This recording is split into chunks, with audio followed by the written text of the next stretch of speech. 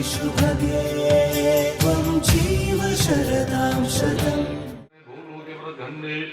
जम्बुद्वीपयादेवताहन्तः ब्रह्मावर्तानाथेनः तथा च गोविंदभाई તમારે કલ્યાણે મમ બોલવાનું છે મમ આત્મસુખાર્થેન સપ્તાહ જ્ઞાનપારાયણેનઃ દ્વિતીય દિને પ્રાપ્ત કાલે શ્રી કૃષ્ણચંદ્ર પરમાત્મા દેવતાનાં વાલ્મીક સ્વરૂપ ભાગવત દેવતાનાં પૂજન તથા મારી ગુરી દેવસાઈ નીચે ગમે ત્યાં ओम भूर्भुवस्सुवे च यमुनेश्चैव गोदावरी च सरस्वती नर्मदे सिंधु कावेरी जलेस्मिन् सन्निधिं गुणात्मा पुष्पपुरी मुक्तावली एला भाई બધા કર લો પેલા ચોખા થોડો મનસુભાઈ ચંદન ચોખા ચંદન માં બોલો પેલા પછી વ્હાઈટ અને રેડ માં બોલી જાવ અભિનંદન તો પોથીની તુલસી પત્ર એના ઉપર રાખજો हरि ओम श्री गंगनम गंगनम दिव्यम नित्यादेव मनोहरम विलेवरम सुरश्रेष्ठ चंदनम प्रतिगृहामहतम निधार सर्वहानि नमयामि तुलसी हेम रूपांग माल्यादिनी सुगंधिनी मालक्यादिनी मय प्रभु मयानितानि पुष्पाणि पूजार्थं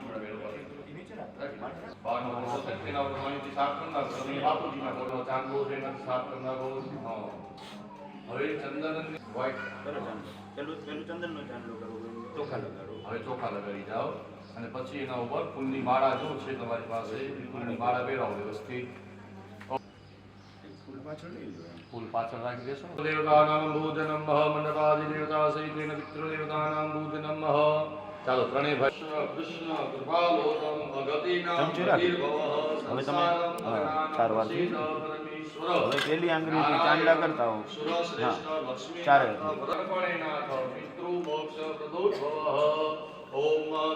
બીજી ઉપર આજ બીજો દિવસ છે ને આને બીજો ઉપર એક ફૂલ મૂકી દો અડાડી બસ ઉપર બધાને ત્રણ હા એ બીજો દિવસ છે ને એ નેક્સ્ટ આવશે 3 days છે વરિકર્મના યોગે કરી શાંતિ શાંતિ સુખ સંપત્તિ સુવિચારને સત્કર્મનો લૈવારસો જન્મો જન્મ સત્સંગતિ તીર્થાર પાર તારજો આલોકને પરલોકમાં તવ પ્રેમ રંગ રગ વ્યાપજો હે પરમાત્મા હે આત્મા પ્રેમ શાંતિ શાંતિ રાખજો મરે મોક્ષ કે સુખ સ્વર્ગના આશા પુરે એવી નથી સાચો બતાવી રૂપ શ્રી રણ છોડ તાવિત આહારમ ભક્ષ ભોજન ચ નૈવેદ્યમ પ્રતિગુહ્યતામ ચાલો ભાગવતીને અડાડો અને બાજુમાં નીચે રાખી જાઓ મહારાજ આરતી થાળી લઈ લેજો તમે બધાએ ઓમ મહાનૈવેદ્યમ પાંચ વખત ओम ओम ज्ञानाय स्वाहा ओम समानाय स्वाहा नैवेद्यं समर्पयामि ओम त्रावोषणं समर्पयामि हस्तरक्षानं समर्पयामि मुखरक्षानं समर्पयामि ओम भूर्भुवस्सुव कृष्णाय वासुदेवाय हरये परमात्मने गोविंदाय नमो आनंद मंगल करो आरती हरे गुरु संतनि सेवा आनंद मंगल करो आरती गुरु संतनि सेवा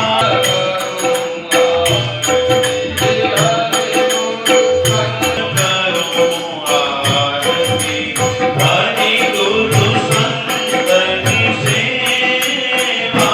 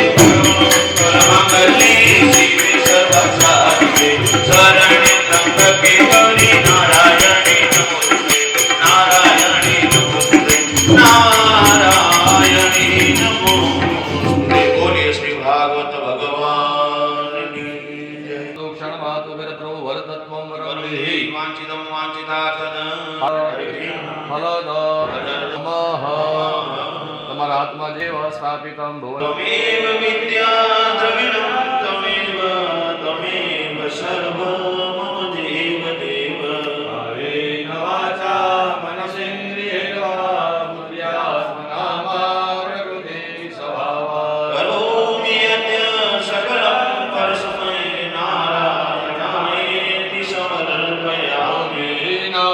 ચાલો પાંચે ભાઈઓ પાણીની ચમચી આપો. અદ્ય દિને મમ ગૃહે સ્વરૂપેણ પૂજનમ અર્ચનમ સર્વ પરિપૂર્ણતા અસ્તુ અસ્તુ પરિપૂર્ણમ ગુરુર બ્રહ્મા ગુરુર વિષ્ણુ ગુરુર્દેવો મહેશ્વર ગુરુર સાક્ષાત પરમ બ્રહ્મા તસ્મૈ શ્રી ગુરવે નમઃ. નમોસ્તુ તે વ્યાસ વિશાલ બુદ્ધે પૂર્ણમ પ્રજવાલિતો જ્ઞાનમય પ્રદીપ રણરંગધીરમ રાજીવનેત્રમ રઘુવંશનાથમ શંકરમ વંદે શિવમ શંકરમ. શ્રી ગુરુ ચરણ સરોરજ નિજ મનમ પુરસ્કાર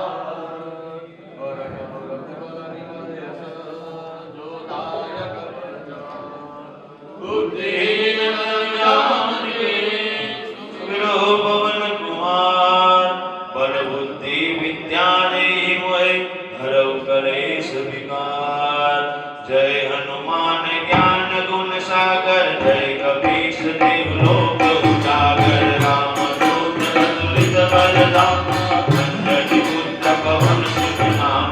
મહાવીર વિક્રમ બજરંગી કુમતિ નિવાર સુમતિ ગિર શંકી. કંચન વર્ણ વિરાજ સુમેશા કાનન કુંડલ કુંજિત કેશા.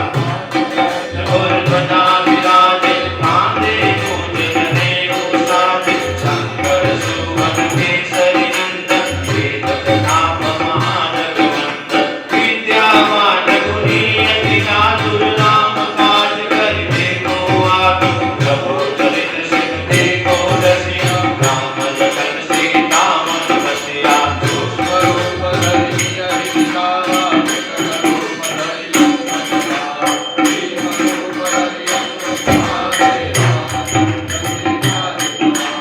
लाए सजीवन लखन जियाए श्री रघुवीर हर्षि उर लाए. रघुपति की नहीं बहुत बड़ाई मम प्रिय भरत सब भाई. स्वस्थ વદન નો માનસ સગાએ સમર શ્રીમતી કંદલકાર જનકાલિક બંધાનિક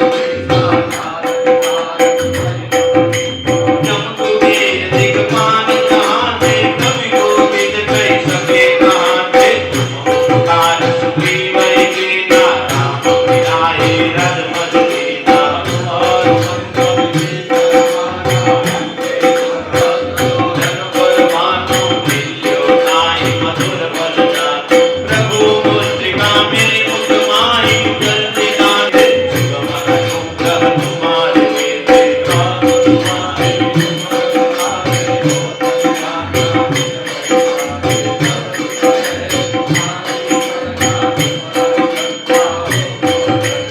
आप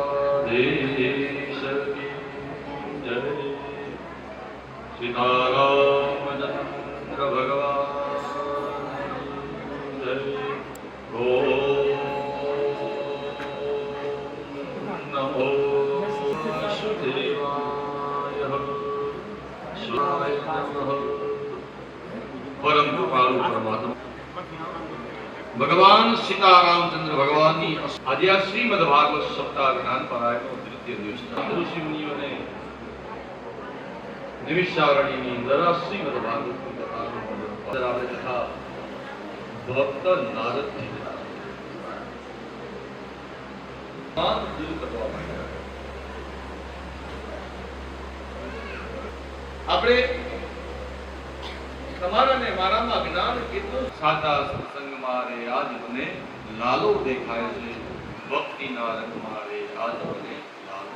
વેદવ્યાસને નારદજીએ કહી અને નારદજી કે ભગવાન વેદવ્યાસે આ ચતુશ્લોકી ભાગવતમાંથી 18,000 શ્લોક વાળી મારે પ્રચાર અને પ્રસાર, તો હું આ શાસ્ત્ર આપું કોને? હું એવા વ્યક્તિને આ શાસ્ત્ર આપું કે જે વ્યક્તિ આ જગતથી દૂર છે. હું એવા વ્યક્તિને આ ભાગવત સંહિતા અર્પણ કરું કે જે આ સંસારના માયામાંથી મુક્ત હો, નિર્વિઘ્ન પરિપૂર્ણ થયો. સમય જતા જતા ભગવાન વેદવ્યાસ આ જેમને આ શાસ્ત્ર આપવાનું તેવા વ્યક્તિની શોધ કરવા માટે ગયા, પણ આ જગતમાં એવો કોઈ પણ વ્યક્તિને મળ્યો નહીં કે આવો જ વ્યક્તિ આ શાસ્ત્રનો પ્રચાર કરી શકશે.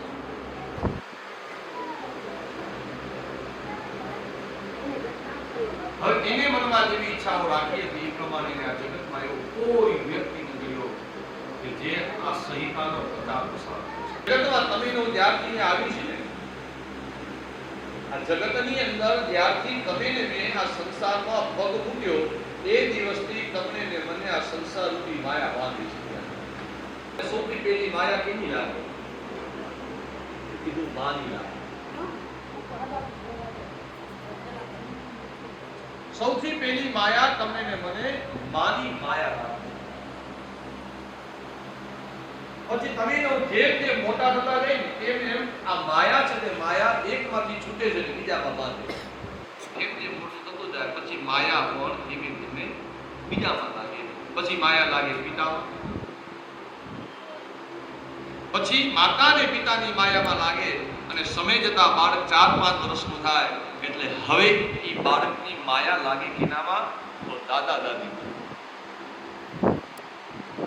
પછી બાળક મોટું થાય, હવે ઈ જ માયા પછી કેમાં લાગે?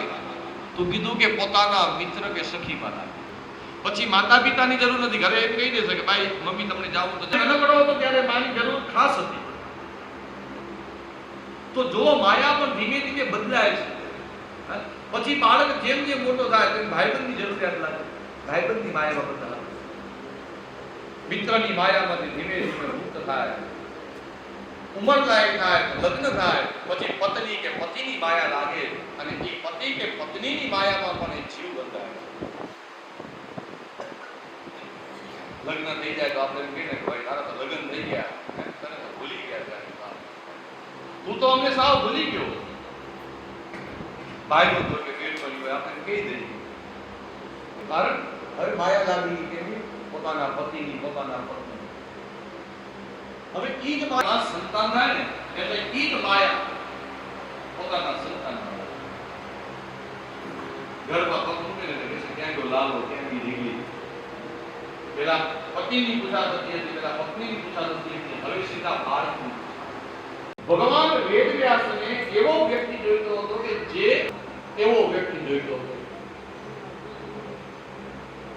પણ એવો વ્યક્તિ આ સંસારમાં એને મળ્યો. ખૂબ શોધ કરી છતાં આપણા સંસારમાં એવા કોઈ પણ વ્યક્તિ નથી દેખાણા કે જે કોઈ માયામાં બંધાણો હોય. હવે એવા વ્યક્તિની પાસે મેં ઊભા હોય કે ના ઊભા હોય એનાથી એને કોઈ જ મતલબ નથી, કારણ કે એનું મન જ સતત ભગવાનમાં સ્થિર છે. એટલા માટે એને આ સંસારની કોઈ પણ માયા પકડી શકતી નથી. પણ વ્યાસજી, તમને આ વાતની ખબર છે કે હું પુરુષ છું ને તમે સ્ત્રી છો.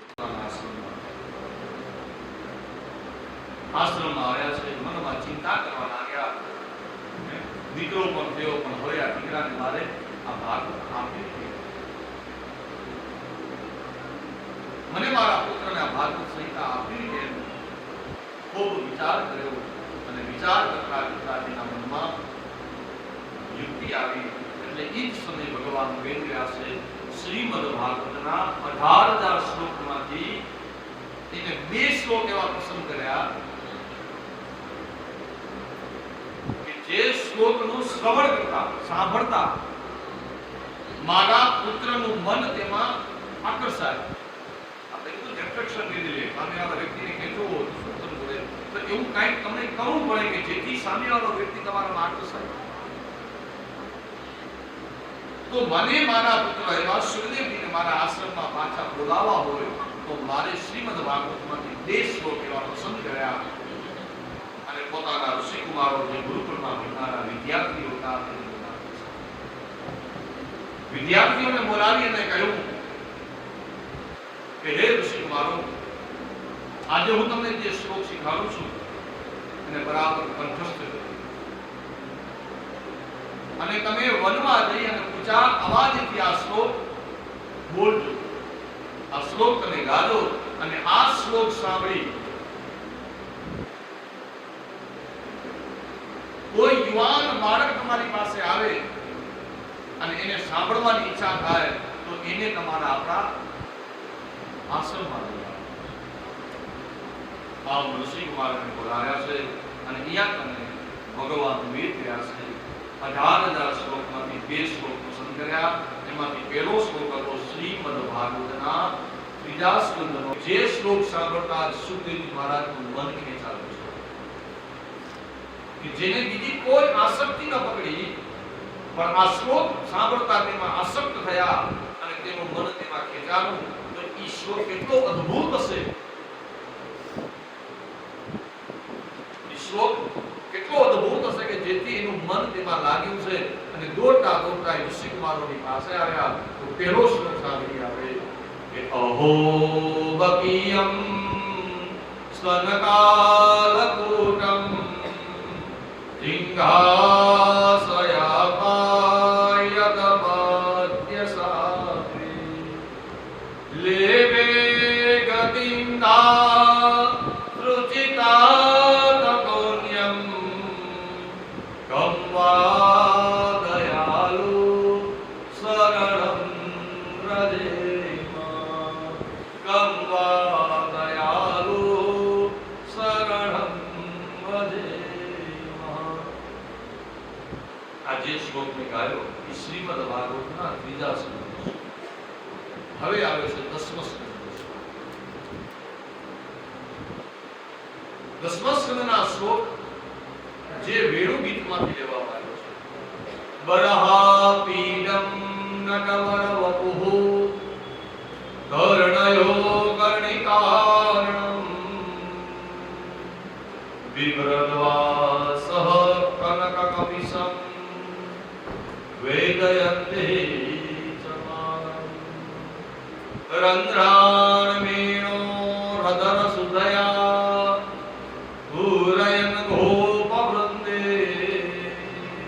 વૃંદારણ્યમ સ્વપદરમણમ પ્રાવિશદ ગીત કીર્તિ પ્રાવિશદ ગીત કીર્તિ. બહુ સુંદર મજાના શ્લોક. હવે આપણે શ્લોકનો અર્થ સમજીએ. કારણ કે કોઈ પણ વસ્તુનો અર્થ નહીં સમજો ને એની કિંમત જાણી શકાતી. કોઈ વસ્તુની કિંમત જ તમને નથી ખબર અને મસ્તક અલગ કરવા લાગ્યો. એક પછી એક આમ 5 પાંડવોના મસ્તકો કાપી નાખ્યા અને એ જ સમયે 5 પાંડવોના મસ્તક કાપી બધાના મસ્તક ભેગા કરી પોટલું બનાવી હવામાં ધારણ કરી અને દોડતો અશ્વસ્થામાં પાડ્યો. હવે અશ્વસ્થામાની વાતની ખબર જ નથી કે આ કોણ છે. એના મતલબ એમ છે કે આ 5 પાંડવો જ છે. એ જ સમયે અશ્વસ્થામાં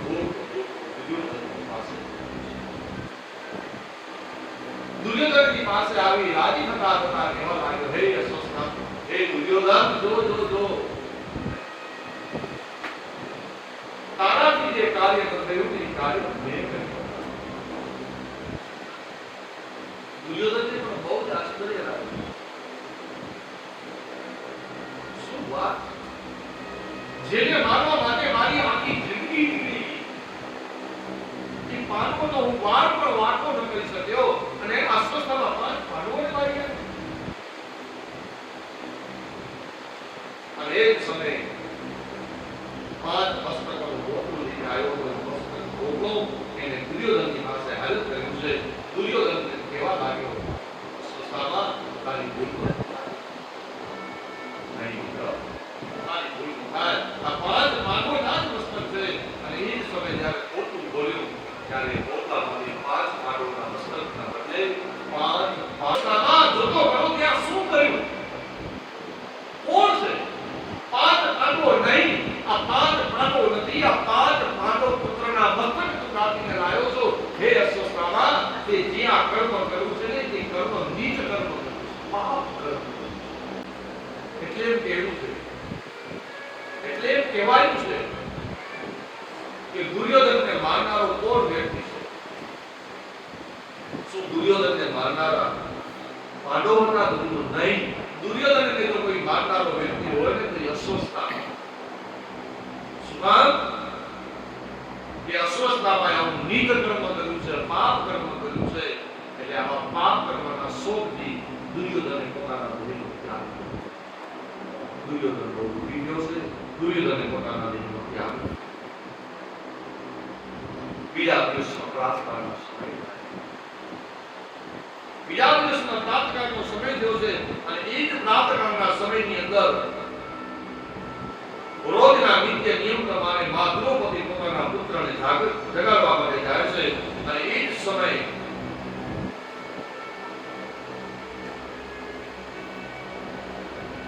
દ્રૌપદી ત્યાં આવે છે. દ્રૌપદી એ જ સમયે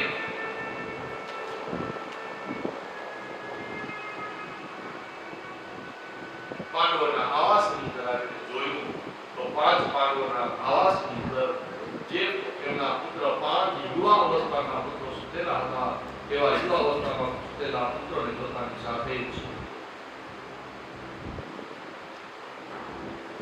યાદ કરીને 5 પાંડવ પુત્રના મસ્તક વીરાના ધડ મસ્તક વીરાના ધડ જોયા છે. એ ધડમાંથી લોહીની આમ એક ધાર વળ્યા કરે છે. અને એ લોહીની ધાર મસ્તક વીરાના ધડમાંથી નીકળતી ધારના લોહીના ખાબુચિયા ભરેલા જોયા. અને એ જ સમયે દ્રૌપદી એક મોટી ચીસ પાડી. દ્રૌપદીએ એક મોટો આક્રમણ કર્યો છે. અને એ મોટો આક્રમણની ચીસ એટલી ભયંકર હતી કે આ ચીસનો અવાજ સાંભળતાની સાથે સૌ કોઈ દોડતા ત્યાં આવીને જોવા લાગ્યા છે. અને સૌ કોઈ ત્યાં આવીને જોયું તો પાંડવોના પુત્રના મસ્તક વીરાના ધડ ત્યાં રહેલા ગયા છે. દ્રૌપદી દૃશ્ય રડવા લાગી. દ્રૌપદીની આંખમાંથી આંસુ વળતા જોઈ 5 પાંડવોના હૈયા હતા તે હૈયા પર વિલાપ કરવા લાગ્યા છે. અને એ જ સમયે આ દ્રૌપદી ખૂબ રુદન કરે છે. સાહેબ એક નહીં પણ 5 દીકરાઓ જે લાના ધડ ત્યાં ગયા છે, મસ્તક પણ નથી પોતાના દીકરા. છાતી તૂટતા રડતા જવા લાગી. પતિદેવ સારો વ્યક્તિ મારા દીકરાને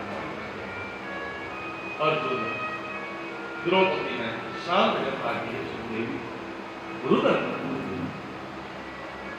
જેને પણ આ પાપ કર્મ કર્યું છે દેવી સાંભળી લો. જેને પણ આપણા 5 દીકરાનો જે હત્યારો મસ્તક કાપી એના મસ્તક ઉપર તું બિરાજમાન થાજે અને તારા દીકરાનું શોકનું સ્નાન તું પછી જ કરજે. એનાથી પહેલા તારા દીકરાનું શોકનું સ્નાન કરતું કરજે. કર્યું નહીં. અને એક સમય અને બંધાયેલી હાલતની અંદર અસ્વસ્થતામાં જ્યારે દ્રૌપદીની સામે હાજર થયો છે ત્યારે દ્રૌપદી તરત જ પોતાના પતિને શું કહે છે કે મુજ્જતા મેસહ બ્રાહ્મણઃ નિત્રાતુ. હે પતિદેવ આ શું કરો છો? જોતા ખરા તમે કેને બાંધ્યો છે? અરે આ બ્રાહ્મણનો દીકરો છે અસ્વસ્થતામાં, એ આપણા ગુરુનો પુત્ર છે. માટે હું તમને 2 હાથ જોડીને પ્રાર્થના કરું છું, મુજ્જતા મેસહ બ્રાહ્મણઃ નિત્રાતુ. બ્રાહ્મણ હંમેશા ગુરુ છે. માટે બ્રાહ્મણના દીકરાને છોડી દો. દ્રૌપદીનું હૃદય દયા હતું. ગુરુના પુત્રને છોડી દે પતિદેવ ગુરુના પુત્રને છોડી દે. અને દ્રૌપદીની અંદર સૌથી મોટામાં મોટી દયાની ભાવના એ હતી.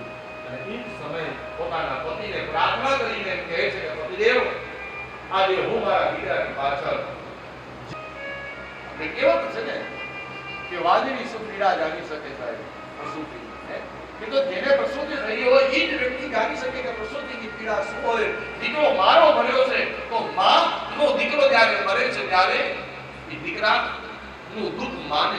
દ્રૌપદી દયાનું પ્રતીક છે. દયા ધર્મ કા મૂળ હે પાપ મૂળ અભિમાન તુલસી દયા ન છોડીએ જબ તક ગઢ में રહે. સ્ત્રી એમ કહી શકે સ્ત્રી એમ કહે કે આને છોડી દો આને છોડી દો. આપણી ગુરુ માતાનો એક ને દીકરો જાને છોડી દો. એ કોણ સ્ત્રી હોય તો કીધું કે દ્રૌપદી. એટલે અર્જુને પણ દ્રૌપદીની વાત માન્ય રાખી. અસ્વસ્થતામાં માર્યો નથી. પણ અહીંયા કને કહેવાયું છે ભગવાન શ્રી કૃષ્ણના કહેવાથી કે અસ્વસ્થતામાંના માથાના જે વાળ હતા તે માથાના વાળ અને શિખાનું છે તત્વ તેના શરીરમાં જે જનોઈ હતી તે જનોઈ ઉતારી અસ્વસ્થતામાં વર્ષવાની તરફ માન કરી અસ્વસ્થતામાં કે હે અર્જુન આના કરતા તો તું મને મારી નાખીશ. અસ્વસ્થતામાં અહીંયા ભરસવાની અંદર અપમાન કરવામાં આવ્યું છે. એટલે અસ્વસ્થતામાં બે હાથ જોડીને અર્જુનને કહે છે કે આના કરતા તું મને મારી નાખીશ ને તો મને દુઃખ નહીં થાય. પણ તું આવી હાલતમાં મને છોડોસ માટે મારાથી સહન નહીં થાય. અસ્વસ્થતામાં માર્યો નહીં ત્યાંથી તેને અપમાન કરી કાઢી મૂકવામાં આવ્યો. અસ્વસ્થતામાંથી આ અપમાન સહન ન થયું. એટલે અસ્વસ્થતામાં પોતાનો વેરનો બદલો લેવા માટે એક નિંદ કર્મ કર્યું છે. પાપ કર્મ કર્યું છે. કહ્યું કે અસ્વસ્થતામાં મનમાં એવો સંકલ્પ કરી લીધો કે આ પાંડવોના હવે હું વંશનો નાશ કરીશ. આ અર્જુને મને મારી નાખ્યો હતો તો મને જરાય દુઃખ ન થયું. પણ મારું આવું ભરસવાની અંદર અપમાન કરી મારું બ્રહ્મ તત્વ હતું મારું બ્રહ્મ તેજને છીનવી લીધું છે. માટે હવે તો હું પાંડવોના કુળનો નાશ કરી મૂકીશ. આવો વિચાર કરી અસ્વસ્થતામાં જાણ્યું કે પાંડવોના કુળનો નાશ કરી નાખીશ. એટલે એની વાતની ખબર છે કે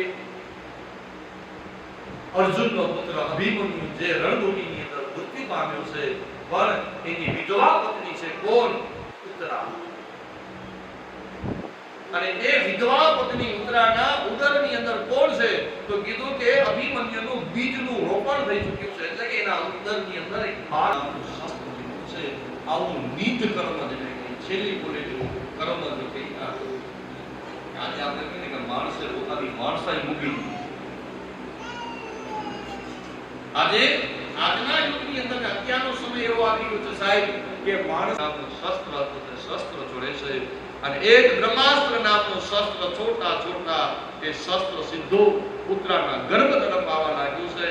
દોડતી દોડતી ભગવાનની શરણે જઈને કહે છે કે પાહી પાહી મહાયોગી દેવ દેવ પાહી પાહી મહાયોગી દેવ દેવ હે જગતપતિ હે કૃષ્ણ હે વાસુદેવ હે તમારી ને મારી પશુ બુદ્ધિ બતાવી છે.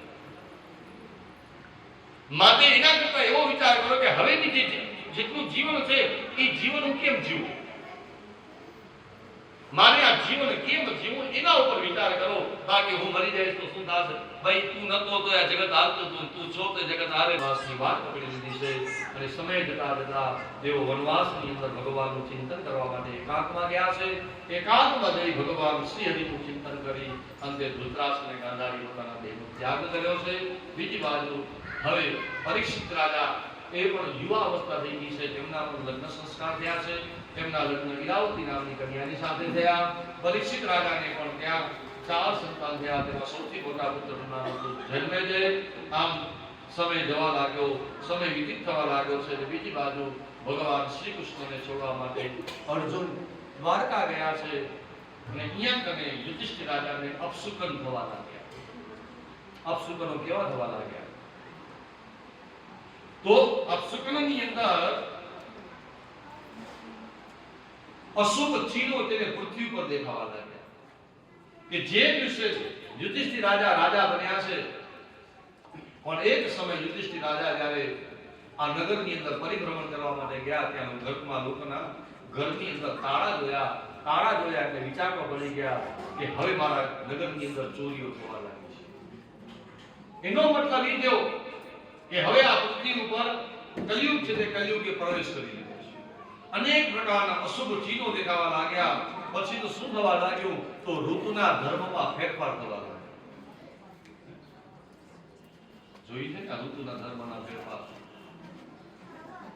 વરસાદ પડે, ઠંડીની સિઝનમાં વખતે ઠંડી પડે, અને ઠંડીની સિઝનની અંદર ગરમી થાય, અને એ સમય ઠંડીની સિઝનમાં વરસાદ પડે.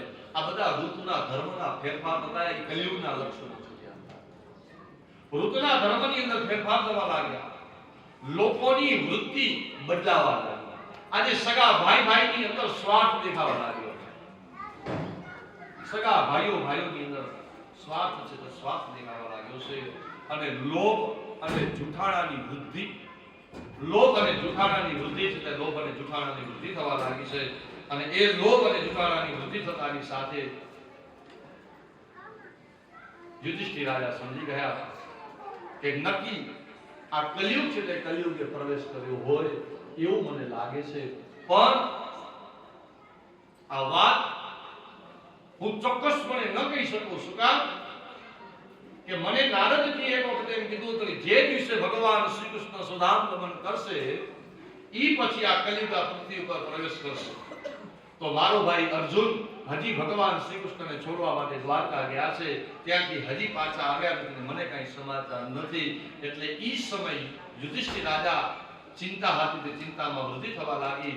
અને ઈ સમય તે ભીમસેનની પાસે જઈને કહે છે કે હે ભીમ, જૂતો કરો. શું દેવર્ષિ નારદ આપણે જે સમય કહી ગયા હતા કે કલયુગ આવશે તો એવો સમય શું આવી ચૂક્યો છે? કારણ કે આજે હું જ્યારે નગરની અંદર પરિભ્રમણ કરવા માટે ગયો ત્યારે મેં જોયું તો નગરની અંદર લોકોના ઘરની અંદર મને તારા દેખાણા. લોકોની અંદર વૃત્તિઓ બદલાઈ ગઈ છે. ચોર લોકોને મેં જોવા લાગ્યો. જૂઠ અને લોભની વૃત્તિ થવા લાગી. માણસોના વ્યવહાર છે તે વ્યવહાર આખા ચેન્જ થઈ ગયા, બદલાઈ ગયા. જે લોકોને મારા પ્રત્યે આદર સત્કાર હતો ધીમે ધીમે મેં જોયું કે એનામાંથી આદર સત્કાર પણ ધીમે ધીમે ઓછો થવા લાગ્યો. હે ભીમ, શું ભગવાન શ્રી કૃષ્ણ ના એમ ન બોલ. પણ જોતો ખરો ભીમસેન, આ અર્જુન ભગવાનને છોડવા માટે ગયો 6 મહિના થઈ ગયા, હજી સુધી અર્જુન પાછો નથી આવ્યો. તો કાંઈ ખબર નથી પડતી કે શું છે ને શું નથી. પણ આ પૃથ્વીના બધા લક્ષણો મને અપશુકન એવા દેખાય છે કે જાણે ભગવાને આ પૃથ્વીનો ત્યાગ કરી દીધો હોય. આમ અર્જુન અને ભીમસેન બની ગયા. આ ભીમસેન અને યુધિષ્ઠિર બંને ભાઈઓ વાતો કરતા હતા. એ જ સમયે અર્જુન હતો તે અર્જુન ત્યાં આવ્યો.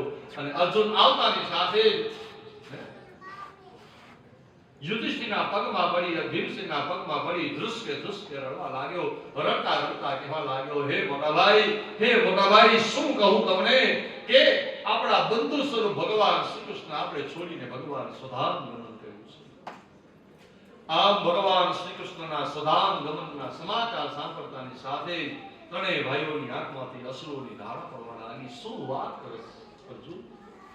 ભગવાને પૃથ્વીલોકનો ત્યાગ કરી દીધો. હા મોટા ભાઈ, ભગવાન શ્રી કૃષ્ણ આપણે બધેને છોડીને ભગવાને સુધામ ગમન કર્યું છે.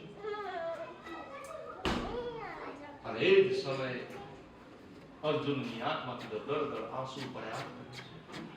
અર્જુન ધ્રુસકે રડવા લાગ્યા. અને એ સમયે એમ કહેવા લાગ્યા કે હે અર્જુન, શું થયું છે? કીધું કે ભગવાને સદાગમન કર્યું છે, વાત સાચી છે, પણ હવે તું આટલો બધો શું કામ રુદન કરસ? ત્યારે બે હાથ જોડીને પોતાના ભાઈના પગમાં પડીને કહે છે, મોટા ભાઈ શું કહું? ભગવાન શ્રી કૃષ્ણે મને આજ્ઞા કરી હતી કે આ સ્ત્રીઓને લઈને હું ઇન્દ્રપ્રસ્થ જતો હતો. એને મને કીધું કે તમે આ સ્ત્રીઓને લઈને ઇન્દ્રપ્રસ્થ ચાલ્યા જાઓ અને હવે હું સ્વધામ ગમન કરીશ. આમ ભગવાને સ્વધામ ગમન કર્યું અને હું ભગવાનની આજ્ઞા અનુસાર ભગવાનની સ્ત્રીઓને લઈને ઇન્દ્રપ્રસ્થ જતો હતો. મોટા ભાઈ, માર્ગની અંદર મને સામાન્ય કાબા લોકો મળ્યા, લૂંટારા. આ લૂંટારોની સાથે મેં યુદ્ધ કર્યું, પણ યુદ્ધની અંદર મારો પરાજય થયો. શું તમને કહું? મારા ધનુષ ઈ જ ધનુષ હતા, ઈ જ મારું બાણ હતું કે જે અર્જુને આખું મહાભારતનું યુદ્ધ જીતા બચાવવા માટે શું કર્યું? બાજુમાં એક તળાવ હતું ને, આ તળાવની અંદર પોતાના દેહનો ત્યાગ કર્યો. અત્યાર સુધી મારા મનમાં એક મિથ્યાભિમાન હતું કે આ મહાભારતનું યુદ્ધ મેં જીતાડ્યું, કે ભગવાન વિના તો હું સાવ શૂન્ય છું, ભગવાન વગર તો મારી કોઈ જ વેલ્યુ નથી. આજે મને મારી વેલ્યુ ખબર પડી કે મારું શું છે, મારું અસ્તિત્વ શું છે, મને સમજી ગયું. અત્યાર સુધી મારામાં જે બળ હતું ને એ બધું જ ભગવાનનું જ બળ હતું, પણ ભગવાને જો સુધાર્થમન કર્યું, મારું બળ પણ ભગવાનની સાથે ચાલી ગયું. એટલે આપણે કહેવત બોલીએ છીએ કે સમય સમય બલવાન હૈ નહીં મનુષ્ય બલવાન, કાબે અર્જુન લૂટિયો એ જ ધનુષ એ જ બળ. સમય સમય બળવાન છે સાહેબ, માણસ બળવાન છે જ નહીં. જીવનમાં માણસ જો મિથ્યાભિમાન રાખે ને તો સમજી લેવાનું કે માણસ ક્યારે પણ બળવાન થવાનો નથી. એનો સમયનું ભાન છે. તમારા ઘરમાં મિરર હોય ને, એ મિરર ક્યાં સુધી દીવાલમાં લાગે? તો કીધું કે મિરર આંખો છે ને ત્યાં સુધી દીવાલમાં લાગેલો, રોજ તમે તમારો પોતાનો ફેસ જોવો એમ. પણ ઈ જ મિરર કાચ છે ને, કાચનો ટુકડા થઈ જાય તો સીધો ક્યાં જાય? કચરાના ડબ્બામાં. પછી તો સીધો ઈ મિરર કચરાના ડબ્બામાં આપણે ફેંકી દઈએ, કારણ કે તૂટી પડે, કચરા થઈ ગયા એટલે સીધો કચરાના ડબ્બામાં. અરે ભાઈ, તું રોજ એમાં તારો ફેસ જોતો હતો, પણ આજે તું એને કચરાના ડબ્બામાં. હા, સમય સમય બનવા આખો હતો તો લાગેલો હતો, પણ જેવો તૂટી પડ્યો સીધો કચરાના ડબ્બામાં. તો આ જ જીવનની અંદર વસ્તુ સમજવાની છે. માણસ બળવાન નથી, સમય બળવાન છે. સમય જ બળવાન છે. એટલે જીવનમાં મિથ્યાભિમાન તમારે ને મારે કરવું જ નહીં કે મેં કર્યું. ભાઈ, તે કાંઈ નથી કર્યું તો તારો સમય હતો એટલે હાલતું તું તારું, પણ તારો સમય પૂરો થઈ ગયો. તું ગમે તો સાચો હો, પણ હવે તારો સમય પૂરો એટલે તારી વેલ્યુ કાંઈ જ નથી. તો અહીંયા કને અર્જુન હતા, તે અર્જુને ભગવાન શ્રી કૃષ્ણના સદામની વાત કરી કે સ્ત્રીઓની હું આબરૂ ન બચાવી શકે એ વાતનું મને દુઃખ છે. સ્ત્રીઓ પોતાના દેહનો ત્યાગ કર્યો અને ઈ જ તળાવ જે છે તે તળાવ આજે ગોપી તળાવ તરીકે ઓળખાય છે. અને એ જ ગોપી તળાવની માટી આજે આપણે બધાએ આપણા ગલાની અંદર લગાડી છે, ભગવાનના પ્રસાદ રૂપે આપણા કપાળમાં એને ધારણ કરી છે. આમ હવે ભગવાનના સુધાર્થમનના સમાચાર પાંચે પાંડવોએ સાંભળ્યા છે. બીજી બાજુ કુંતાજી જે 5 પાંડવોની માતા હતા, એને આ સમાચાર જેવા સાંભળ્યા એટલે ઘણો આઘાત લાગ્યો. કુંતાજીએ પોતાના દેહનો ત્યાગ કર્યો છે. હવે પાંડવો હતા તે પાંડવોએ પાંચે પાંડવોએ માર્ગ ગ્રહણ કર્યો છે. એટલે કે રાજપાટનો ત્યાગ કરી અને તેઓ ઉત્તર દિશા તરફ પ્રસ્થાન કર્યું છે. હસ્તિનાપુરનું રાજગાદી હતી તેને પોતાના પુત્ર એવા પરીક્ષિતને સમર્પિત કરી પાંચે પાંડવો હતા તે ઉત્તર દિશા તરફ માર્ગ ગ્રહણ કર્યો. આગળ જતા જતા હવે હિમાલયનો માર્ગ જે હિમગીરીનો માર્ગ કહેવાય છે, ત્યાં કને કહેવાય છે કે છેલ્લે આ બધા લોકોએ 5 પાંડવો અને દ્રૌપદીએ બધાએ છેલ્લે ક્યાંક ને ભગવાનની પૂજા કરી, તો કીધું કેદારનાથની પૂજા કરી છે. સ્વર્ગમાં પહોંચ્યા છે. આજની સુધી કોઈ માનવ દેહ દ્વારા સ્વર્ગમાં પહોંચ્યું નથી. સ્વર્ગમાં જવું હોય તમને ને મને તો શું કરવું પડે? આપણે સ્વર્ગમાં જવું હોય તો શું કરવું પડે? મરવું પડે ને. મરીએ તો આપણા આગળ લગાય સ્વર્ગ સ્થ, જીવતા જીવ લગાતો તો આપણે કહેવત બોલી કે આપ મુએ સ્વર્ગ જવાય નહીં. મરવું તો પડે. સ્વર્ગમાં જવું તો દેહનો ત્યાગ કરવો પડશે, માનવ દેહનો. પણ યુધિષ્ઠિર રાજા એક જ એવા વ્યક્તિ હતા કે માનવ દેહ દ્વારા સ્વર્ગમાં પહોંચ્યા છે. આમ પાંચે પાંડવોએ પોતાના દેહનો ત્યાગ કરી અને અંતે પરીક્ષિત રાજા હતા તે પરીક્ષિત રાજાને હસ્તિનાપુરની રાજગાદી સોંપવામાં આવી. સમય વ્યતીત થવા લાગ્યો છે. જેમ જેમ સમય વ્યતીત થવા લાગ્યો તેમ પરીક્ષિત રાજા રાજકારણ ભાર સંભાળવા લાગ્યો છે. સમય જતાની સાથે કલિયુગ હતો તે કલિયુગે હવે પ્રવેશ કર્યો છે. અને એ કલિયુગે પ્રવેશ કરતાની સાથે એક સમય પરીક્ષિત રાજા દિગ્વિજય કરવા માટે પૃથ્વી ઉપર નીકળ્યા છે. અને એ સમયે પરીક્ષિત રાજા જ્યારે દિગ્વિજય કરવા માટે નીકળ્યા ત્યારે પૃથ્વી ઉપર એને શું જોયું? તો પૃથ્વી પર એક આશ્ચર્યકારી ઘટના જોઈ છે. કઈ? એક ગાય અને એક બળદ. હવે ગાય અને બળદ કોણ છે? કીધું કે ગાય અને બળદ એટલે તો ગાય કેનું રૂપ? ગાય છે કેનું રૂપ છે? તો કીધું પૃથ્વીનું રૂપ છે. ત્યાં પૃથ્વી માતાએ ગાયનું રૂપ લીધું છે અને ધર્મ છે એને કેનું રૂપ ધારણ કર્યું છે? તો કીધું વૃષભ એટલે કે બળદ. વૃષભ રૂપી ધર્મ છે અને ગાય રૂપી પૃથ્વી છે. ગાય અને પૃથ્વી અને ધર્મ એ બંને જણા વાર્તાલાપ કરે છે અને એ વાર્તાલાપ કરતા હતા અને એ સમય ધર્મ પૃથ્વીને પૂછવા લાગ્યા કે હે પૃથ્વી, તું આટલી બધી દુઃખી શા માટે છે? તારા દુઃખનું કારણ શું છે મને કહે. ત્યારે પૃથ્વી રડતા રડતા કહે છે કે હે ધર્મ રાજા, શું તમે મને પૂછો છો? મારા દુઃખનું કારણ હું એક વસ્તુ તમને કહી દઉં કે તમને હું આ તમારા 4 ચરણ હતા. પૃથ્વી કહે છે કે હે ધર્મ, તમારા 4 ચરણ હતા. જે 4 ચરણમાંથી 3 ચરણ તો તમારા કપાઈ ગયા, એક જ ચરણ ઉપર તમે ઊભા છો. આવી તમારી હાલત જોઈને મને વિચાર થાય છે કે ભવિષ્યમાં આપણું શું થશે? આવનારા ભવિષ્યમાં તમારું કે મારું થશે શું? આ ધર્મનું શું થશે? અને આજે આપણે જોઈએ છે ને ધર્મને છીન ભીન કરી નાખ્યો. આપણે ગઈકાલે સરસ બધાને કીધું કે આપણે મૂળ તત્વને જોયું જ નહીં. દાઢી પકડી લે કે બસ. તમને મૂળ જો સનાતન ધર્મને પકડી રાખ્યો હતો ને તો આપણા ધર્મનો ક્યારે પણ નાશ થયો નથી. પણ આ સમય અને વાતાવરણ અનુકૂળ બધું બનતું હોય છે. ત્યાં અત્યારે આપણે કહીએ કલિયુગનો પ્રભાવ ચાલી રહ્યો છે, બરાબર ચાલી રહ્યો છે. પછી એક જણાના લક્ષણ જોઈને નહીં, આપણે બધાયના લક્ષણ જોવા જોઈએ. બધું જોઈએ તો આપણે એમ થાય કે નહીં જે પ્રમાણે ભાગવત કીધું હતું, આપણે ભાગવતની અંદર કથા સાંભળી ગયા 12મા સ્કંદની અંદર કે કલિયુગ આવો આવશે. આમાંથી કોઈ જાતનું આપણે ફેરફાર જોતા નથી. જે પ્રમાણે ભાગવતની અંદર બતાવ્યું છે, શાસ્ત્રમાં કહ્યું છે, એ પ્રમાણે કલિયુગ ચાલી રહ્યો છે. આમ ધર્મ અને પૃથ્વી વાર્તાલાપ કરતા હતા. એ સમયે ધર્મએ પૃથ્વીને પૂછ્યું છે કે હે પૃથ્વી, તમારા દુઃખને જોઈને મને પણ બહુ દુઃખ થાય છે. એક દુખ્યો બીજા દુખ્યાને જો વાત કહે ને તો દુઃખમાં ભાર થોડો ઓછો થાય, એટલા માટે હું તમારી પાસે આવ્યો છું. આમ ધર્મ અને પૃથ્વી વાર્તાલાપ કરતા હતા. એ સમયે એક કાળો પુરુષ જેને રાજા જેવા ચિહ્ન ધારણ કરેલા છે, રાજા જેવા સોનાના મુગટ, બાજુબંધ, હાથમાં ઢાલ, તલવાર લઈને આવેલો એ પુરુષ છે. તે પુરુષ રાજા જેવા વસ્ત્ર આભૂષણ ધારણ કરી અને ત્યાં કને આવી અને ગાય અને ધર્મરૂપી બળદને પગની લાત મારે છે. એટલે પૃથ્વી ઉપર શું કરવા લાગ્યો? અધર્મ. પૃથ્વી ઉપર તે ન કરવાના કૃત્ય કરવા લાગ્યો, અધર્મ કરવા લાગ્યો અને ધર્મ છે તે ધર્મનો તે નાશ કરવા લાગ્યો. એટલે કે આ પુરુષ એ ધર્મનો નાશ કરતો હતો, પૃથ્વીનો ઉપર અધર્મ કરતો હતો.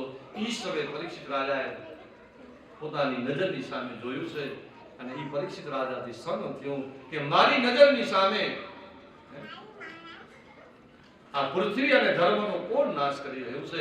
એ સમયે પરીક્ષિત રાજાએ હાથમાં તલવાર લઈ અને એવા શૂદ્ર જેવા પુરુષને મારવા માટે જાય, પણ એ શૂદ્ર પુરુષ ગભરાઈ ગયો અને એ જ સમયે તે રાજા પરીક્ષિતના ચરણમાં પડી બે હાથ જોડીને માફી માંગવા લાગ્યો કે હું તમારા શરણે આવ્યો છું, આપ મારા ઉપર કૃપા કરો.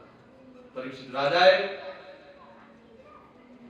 ચરણમાં પડેલા પુરુષને કીધું કે હે પુરુષ, તું છો કોણ?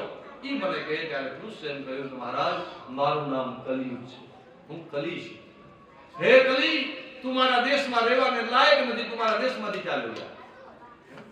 કલી કેવા લાગ્યો? મહારાજ, બધી વાત સાચી છે. હું જાણું છું કે તમે ભગવાનના ઉત્તમ ભક્તજન છો, એ વાત મને જાણ છે. પણ મહારાજ, સમય પ્રમાણે મારે પણ આ પૃથ્વીલોક ઉપર આવવું પડે મહારાજ. એટલે ભગવાનની આજ્ઞાથી જ હું આ પૃથ્વીલોકમાં આવ્યો છું અને જો તમે મને અહીંયાથી કાઢી મૂકશો તો તમે સત્ય, ત્રેતા, દ્વાપર અને કલિયુગ, આ 4 યુગ છે. હવે કલિયુગને એમ કે તું અહીંયાથી ચાલ્યો જા, તો ભગવાને જે ક્રમ બનાવ્યો છે ક્રમમાં તમે તો માથા પર મત રહ્યો. એક અહીંયા કને પણ કલિયુગને એમ કીધું કે તું મારા દેશમાંથી છોડીને ચાલ્યો જા, પણ કીધું મહારાજ, આખી પૃથ્વીનું રાજ જ તમારું છે, તો કેમ દેશ છોડીને જાઉં? તમે મને એવી કોઈ જગ્યા આપો કે જે જગ્યાની અંદર હું રહેવા માટે જાઉં. આમ પરીક્ષિત રાજાએ કલિયુગને રહેવાના સ્થાન આપ્યા છે. જુગાર, મદિરા, હિંસા સ્થાન આપ્યા છે. તો કીધું કે જ્યાં જુગાર રમાતી હોય ત્યાં કલિયુગનો વાસ છે. ત્યાં જુગારની અંદર કલિયુગનો વાસ છે. પછી કીધું હિંસા, અબોલા જીવની હિંસા થાય, કતલખાના જે છે ને એ હિંસા અનિતિના ધનથી બનાવેલું જે સોનું છે એની અંદર કલિયુગનું સ્થાન. 5 જગ્યા હતી: જુગાર, હિંસા, મદિરાનો, પરપુરુષનો સંગ કરનારી જે સ્ત્રી છે વ્યભિચારિણી, આવી વ્યભિચારિણી સ્ત્રીની અંદર કલિયુગનો વાસ, અને અનિતિ રૂપી સુવર્ણ છે તેની અંદર કલિયુગનો વાસ. આ 5 જગ્યાની અંદર કલિયુગને રહેવાના સ્થાન આપ્યા છે. એટલે આ 5 રાજા ચરણમાં વંદન કરી, કલિયુગે વંદન કરીને કીધું, બસ પ્રભુ, મને જે વસ્તુની જરૂરી હતી એ વસ્તુ આપે મને આપી છે. અને મનોમન કલિયુગે વિચાર કર્યો કે આજે હે રાજા, તમે મને જે સ્થાન આપ્યું છે એ સ્થાનમાં હું ખૂબ પ્રસન્ન રહીશ, પણ આ કલિયુગને પૂરી દેવામાં આવ્યો છે. હવે તમે જુગાર રમો અને જુગારનો દરવાજો ખોલો તો એ કલિયુગ એ ઓયડીમાંથી બહાર આવીને તમારામાં આવી જાય. તમે મદિરાનું પાન રૂપી જે દરવાજો ખોલો તો એ કલિયુગ તમારામાં આવી જાય. તમે અનિતિનું ધન ભેગું કરીને સોનું ગોપનું છીનવી લ્યો કે દૂધ પીઓ નંદલાલ, દૂધ પીઓ નંદલાલ, દૂધ પીઓ નંદલાલ, દૂધ પીઓ નંદલાલ, દૂધ પીઓ નંદલાલ, દૂધ પીઓ નંદલાલ. તમે જો યશોદાના બાલ, દૂધ પીઓ નંદલાલ. તમે જો યશોદાના બાલ, દૂધ પીઓ નંદલાલ, દૂધ પીઓ નંદલાલ, દૂધ પીઓ નંદલાલ, દૂધ પીઓ નંદલાલ, દૂધ પીઓ નંદલાલ, દૂધ પીઓ નંદલાલ, દૂધ પીઓ નંદલાલ. તમે જો રાધાજીના શ્યામ, દૂધ પીઓ નંદલાલ. તમે જો રાધાજીના શ્યામ, દૂધ પીઓ નંદલાલ, દૂધ પીઓ નંદલાલ, દૂધ પીઓ નંદલાલ, દૂધ પીઓ નંદલાલ, દૂધ પીઓ નંદલાલ. માતા વાકડિયાળ વાડ, દૂધ પીઓ નંદલાલ, દૂધ પીઓ નંદલાલ, દૂધ પીઓ નંદલાલ, દૂધ પીઓ નંદલાલ, દૂધ પીઓ નંદલાલ, દૂધ પીઓ નંદલાલ, દૂધ પીઓ નંદલાલ, દૂધ પીઓ નંદલાલ, દૂધ પીઓ નંદલાલ. હાલો હાલો આહા. આવી જાઓ આવી જાઓ.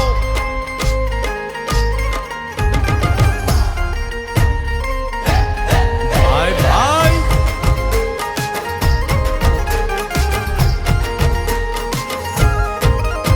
એ દ્વારકાનો નાથ મારો રાજા રણ છોડ છે, એણે મને માયા લગાડી રે.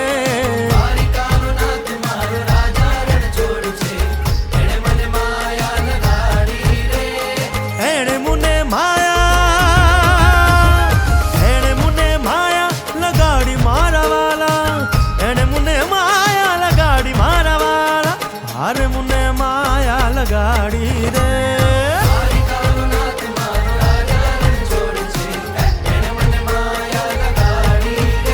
હે સુદામાનો સુદામાનો સુદામાનો સુદામાનો મિત્ર મારો રાજા રણ છોડ છે, એણે મને માયા લગાડી રે.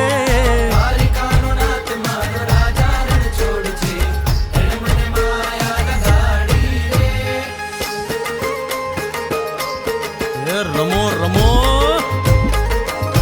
આ મોરલી વાળા શ્રી રાધે.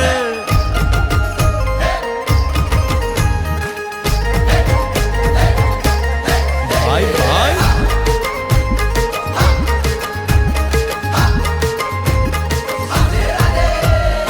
રાધાનો એ શ્યામ, શબરીનો છે રામ. રાધાનો એ શ્યામ, શબરીનો છે રામ. એ માખણનો માખણનો માખણનો માખણનો ચોર મારો રાજા રણ છોડ છે, એણે મને માયા માયા